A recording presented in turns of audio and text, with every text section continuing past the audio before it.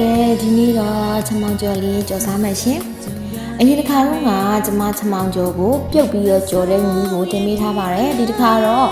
ချမောင်ရွက်ကိုစားနဲ့နေပြီးတော့အချင်းချင်းထုတ်ပြီးတော့ကြော်တဲ့ညီကိုတင်ပေးပါမယ်ရှင်ပထမဆုံးစားနဲ့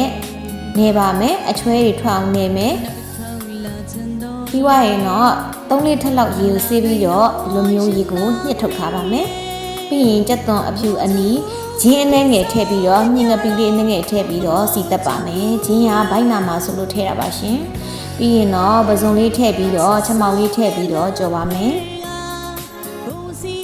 မြင့်လေးထည့်ပါမယ်ကိုလုံးရသပတ်မွေပြီးတော့ကြော်ပါမယ်အရသာ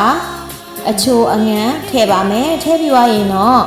ငရုတ်သီးစိမ့်လေးချကန်ပြီးကြရင်အုပ်လိုက်ပါအရန်ကိုစားလို့ကောင်းတဲ့ချမောင်ကျော်လေးတစ်ခွက်ရပါပြီရှင်